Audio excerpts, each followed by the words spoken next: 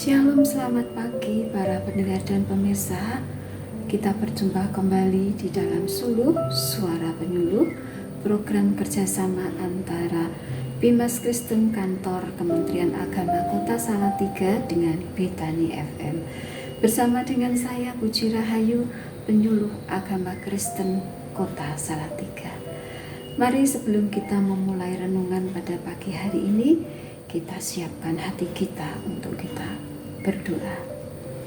Bapa kami yang ada dalam kerajaan surga, di dalam nama Tuhan Yesus Kristus, terima kasih Tuhan untuk pagi hari ini.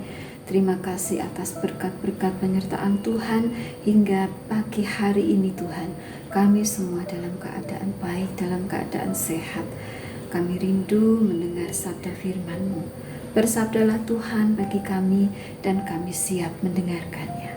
Terima kasih Bapa. Di dalam nama Tuhan Yesus Kristus kami siap Tuhan. Haleluya. Amin. Bapak Ibu Saudara terkasih dalam Tuhan, pada pagi hari ini kita akan belajar bersama-sama perenungan firman tentang memandang keindahan Tuhan yang diambil dari kitab Mazmur pasal 27 ayat 4. Mari yang semua sudah menyiapkan Alkitab atau Alkitabnya, mari kita membaca bersama-sama ya. Mazmur pasal 27 ayat yang keempat, demikian bunyi firman Tuhan. Satu hal telah kuminta kepada Tuhan, itulah yang kuingini, diam di rumah Tuhan seumur hidupku, menyaksikan kemurahan Tuhan dan menikmati bait-Nya. Pendengar dan pemirsa, Daud menulis ayat ini jauh sebelum masa Kristus. Saat itu belum ada bangunan-bangunan yang disebut gereja seperti yang kita lihat pada zaman sekarang ini. Dan bait suci di Yerusalem pun belum dibangun. Namun Daud sudah menuliskan kerinduannya akan rumah Tuhan. Kita akan belajar di dalam Mazmur 27 ayat 4 ini.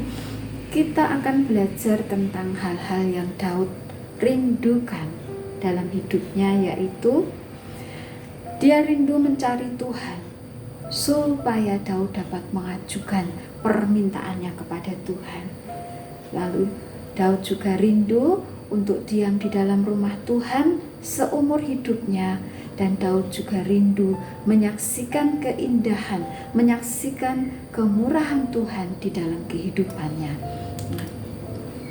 Kita akan belajar satu-satu dari kerinduan-kerinduan yang dituliskan oleh Daud ini ya. Nah, yang pertama kita akan belajar kerinduan Daud di dalam mencari Tuhan. Apa alasan Daud mencari Tuhan? Jika kita membacanya di ayat yang pertama sampai ayat yang ketiga ini, Daud menulis bahwa Tuhan adalah terangku dan keselamatanku. Kepada siapakah aku harus takut? Tuhan adalah terang, Tuhan adalah benteng hidupku. Terhadap siapakah aku harus gemetar? Ketika penjahat-penjahat menyerang aku untuk memakan dagingku, yakni semua lawanku dan musuhku, mereka sendirilah yang tergelincir dan jatuh. Sekalipun tentara berkemah mengepung aku, tidak takut hatiku. Sekalipun timbul peperangan melawan aku, dalam hal itu pun aku tetap percaya.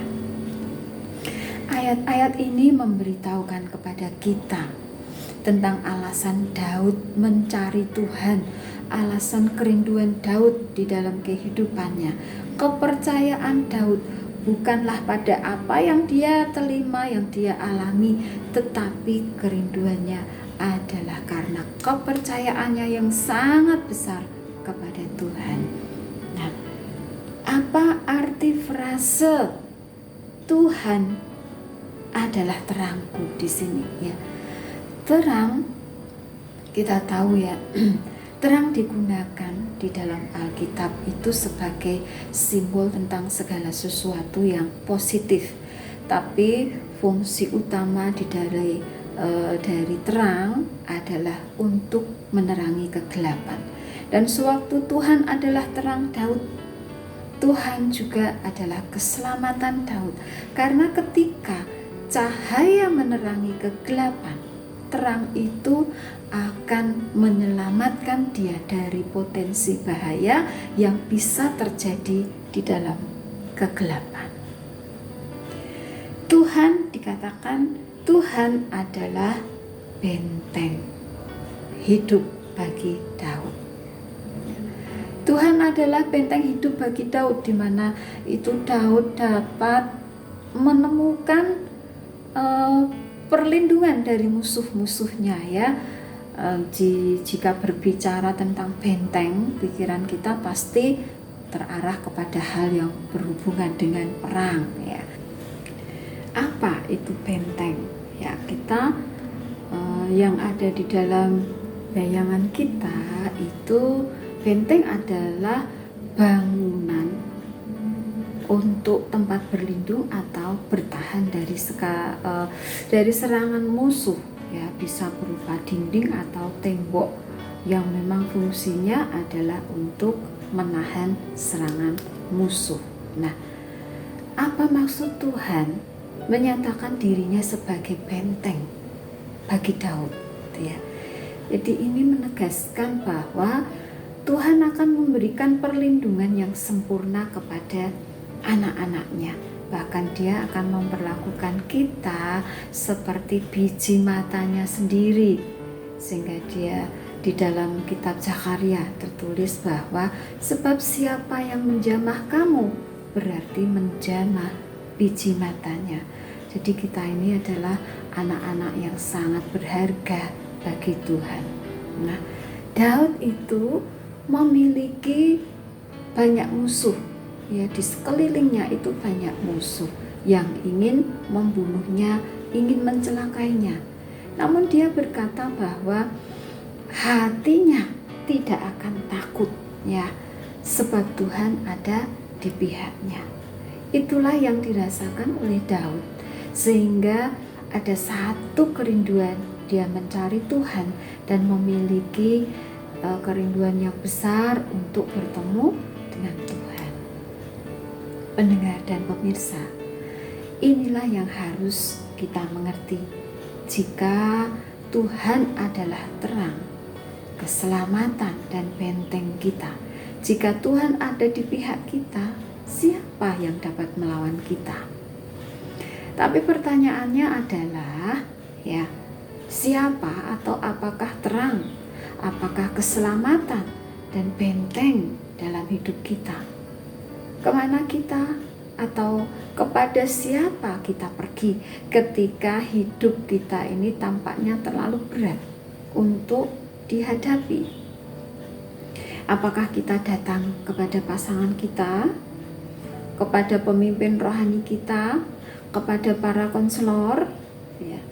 Ya, itu tidak salah kita datang kepada mereka. Yang mungkin kita bisa berbagi beban kita dengan mereka dan kita bisa mendapatkan jalan keluar dari permasalahan yang kita hadapi. Tapi apakah pasangan kita, pemimpin rohani kita atau konselor kita ini yang kita datangi itu dapat memberikan keselamatan dan perlindungan seperti yang kita harapkan, seperti yang diharapkan oleh Daud dari Tuhannya? Nah, jawabannya adalah apapun yang menjadi kepercayaan kita selain kepada Tuhan, itu pasti akan mengecewakan kita. Tetapi jika kita menaruh kepercayaan kita kepada Tuhan, Tuhan tidak akan pernah mengecewakan kita.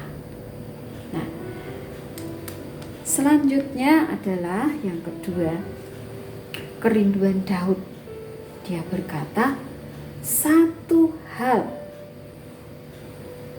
yang kuminta kepada Tuhan, untuk diam di rumah Tuhan seumur hidupnya. Nah, di dalam bahasa Ibrani, ungkapan satu hal itu memiliki suatu gagasan tentang sesuatu yang paling penting. Dengan kata lain, seolah-olah Daud itu ingin menyatakan perasaannya, keinginannya bahwa ada satu hal yang aku inginkan lebih dari apapun dalam hidupku, yang aku terus mengingininya, dan jika aku memiliki satu hal ini, maka semuanya akan baik-baik saja. Tetapi jika aku tidak memiliki satu hal ini, aku dapat memiliki semua hal yang lainnya, namun semua hal lainnya itu tidak ada artinya.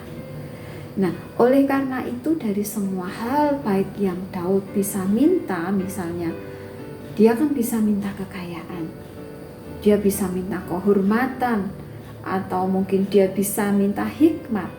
Tetapi Daud, dia lebih meminta kepada Tuhan supaya dia bisa diam di rumah Tuhan seumur hidupnya. Apa maksud rumah Tuhan ini ya? Nah, rumah Tuhan itu adalah simbol kehadiran Tuhan bagi umatnya. Oleh karena itulah Daud mau tinggal di sana seumur hidupnya. Hal ini jelas menggambarkan bahwa Daud itu memiliki hubungan yang erat dengan Tuhan. Daud tahu jika dia diam dalam baitnya dan Allah berdiam juga dalam baitnya, di sana akan terjadi mukjizat, di sana akan terjadi pertolongan, akan terjadi kelegaan di sana. Dan Daud sangat percaya akan hal itu. Daud bisa merasakan kebersamaan dengan Tuhan, dia merindukan kehadiran Tuhan dalam segala aspek kehidupannya. Nah, demikian juga dengan kita. Di dalam rumah Tuhan kita dapat menyelidiki, menanyakan apa kehendak Tuhan dan apa maksud Tuhan dalam setiap bagian perjalanan hidup kita. Jadi rumah Tuhan atau di mana Tuhan hadir, di situ ya kita berada. Rumah Tuhan itu merupakan suatu pusat informasi bagi kita.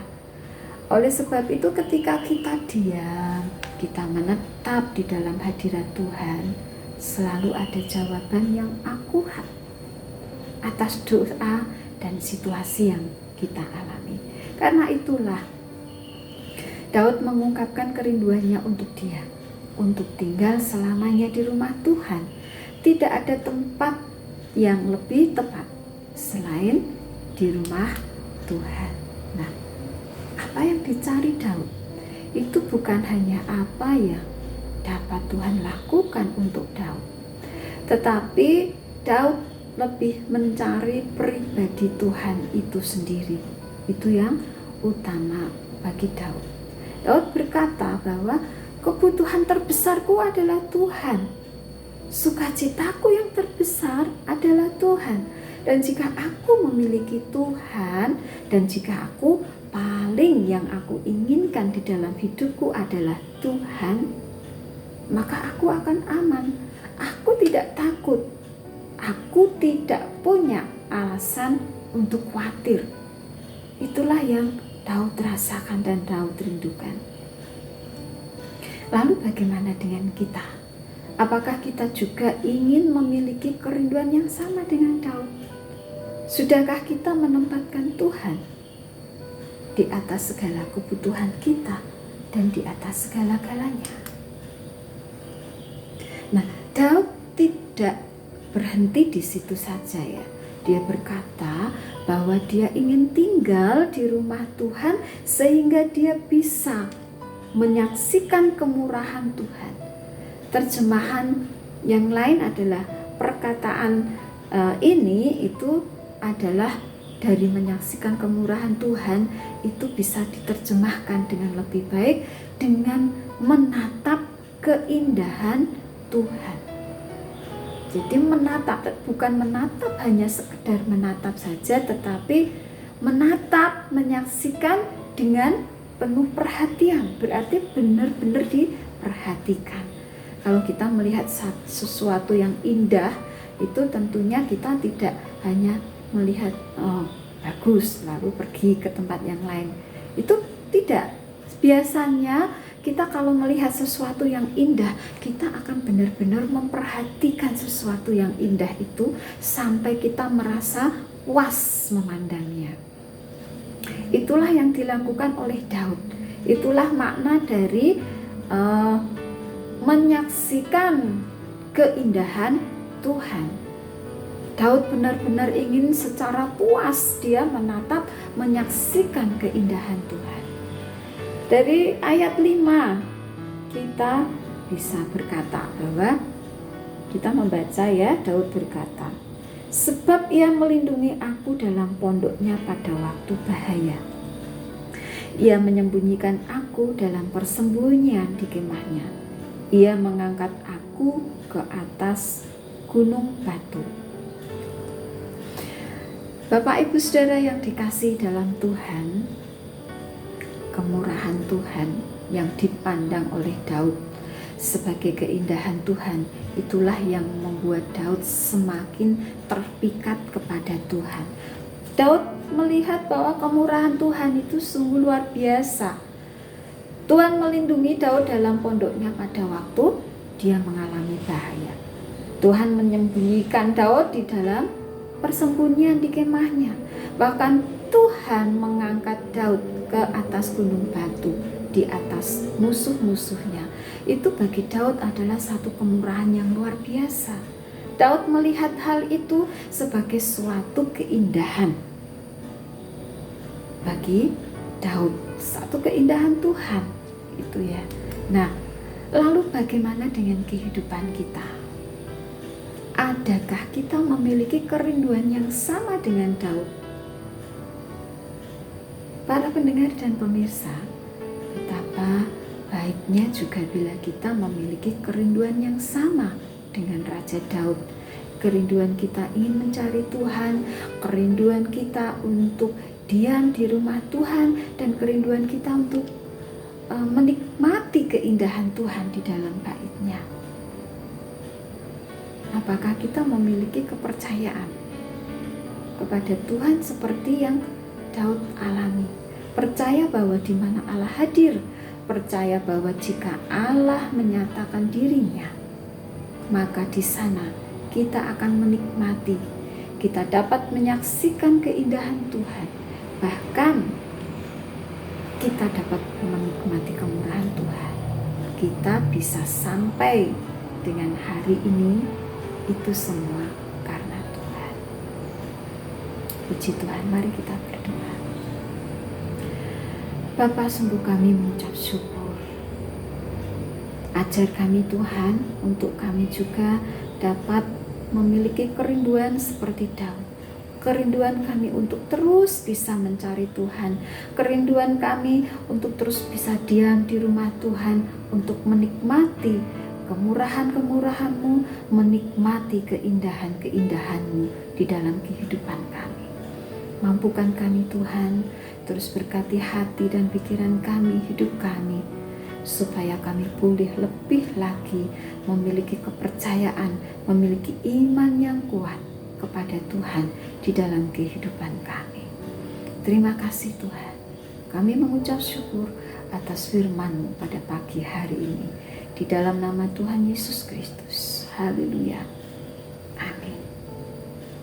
Demikian renungan singkat dari firman Tuhan pada hari ini, boleh menjadi bekal untuk kita beraktivitas sepanjang hari ini. Sampai berjumpa di dalam program Suluh yang akan datang. Tuhan Yesus memberkati.